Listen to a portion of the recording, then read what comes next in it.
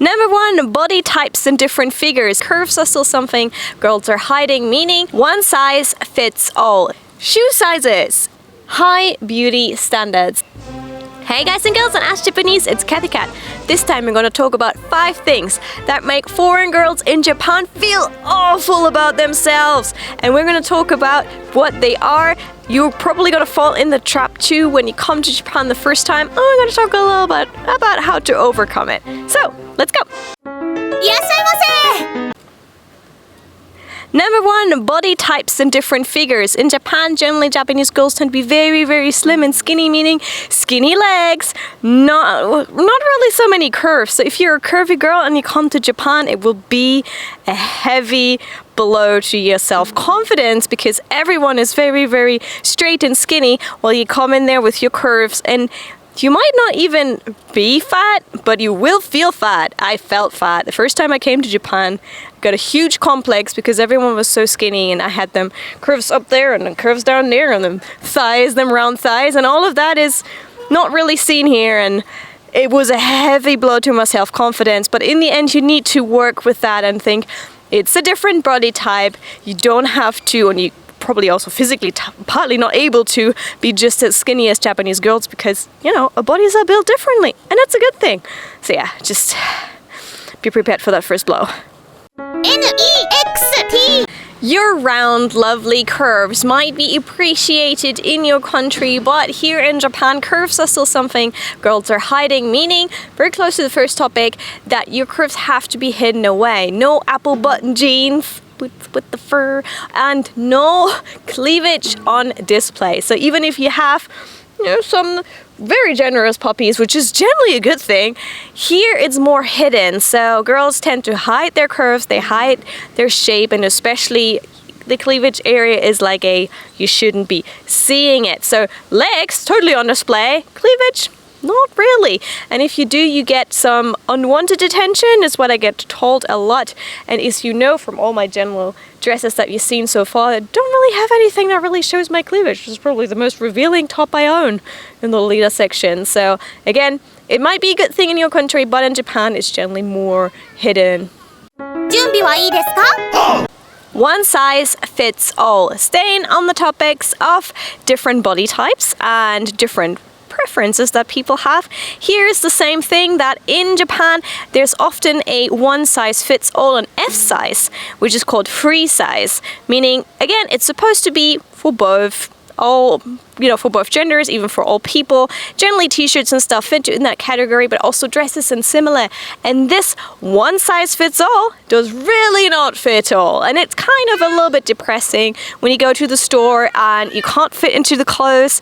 Generally for foreigners, the underwear, the bras and the pantsu, they're too small, so some girls even have to get them from abroad. Some tops will, like, the buttons will pop, things like that. So again, one size fits all does not necessarily fit all. If you don't fit into the Japanese sizes, don't beat yourself up about it. I've been there, my friends have been there, it happens to everyone. We're just built differently, so don't let it get you down. Shoe sizes. Again, staying on the topic of different sizes here in Japan, it might be really hard for you as a girl to find any shoes that will fit you because the shoe sizes are also quite small in comparison.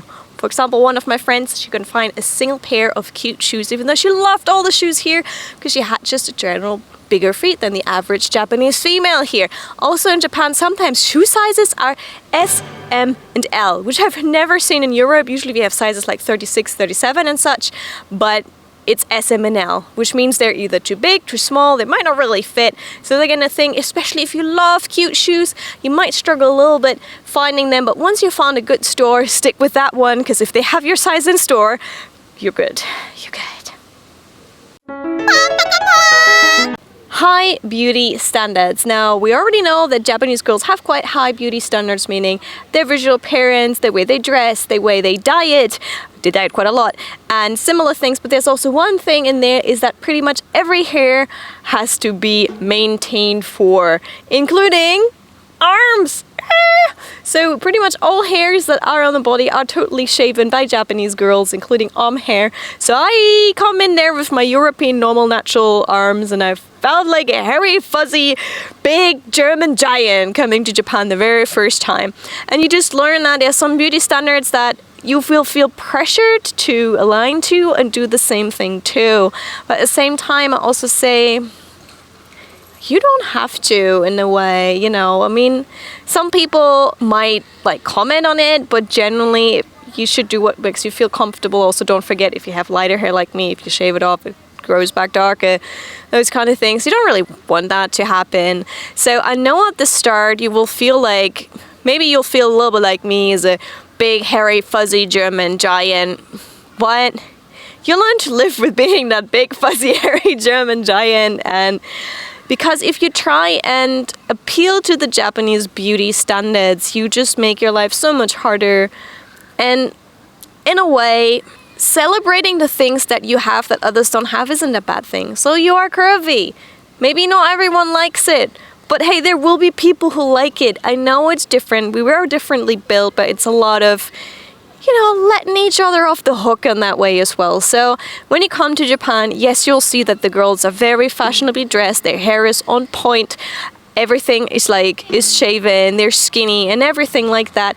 And it might hit you quite hard the first time you come, but once you live here longer, you know that these girls are struggling just as well as you are, keeping up all those beauty standards and similar things like that. So you don't have to buy into that. If things don't fit you, you'll find a store that fits you. Just take your time, explore Japan, find out which things that will fit you, what works. And if you can't get certain things to fit, for example, like bras and similar things like that, you can always order them in. That's at least what I do. So don't worry about stuff like that. So girls and guys, those were 5 things that make foreign girls feel awful in Japan the first time you come. I must say, I had a big complex the first time I came. I felt so inadequate. I felt so out of place. I felt so ugly. But little by little, you get to, you know, learn to live with that. And there are some people who try to go with it, meaning they try to diet and do everything, but it tires you out. I've been there, I've done that.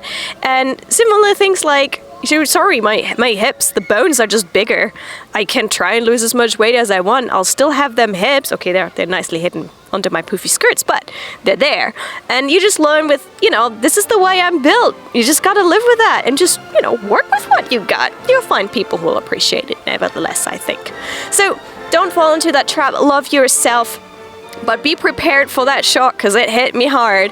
And just, you know, you're going to be okay. You're going to get used to it. We're going to get used to looking a little bit different, but you also, sooner or later, will find out that there are also a couple of advantages to that. People will say, oh, look at your hair color or your eye color. You get compliments, so don't worry about it.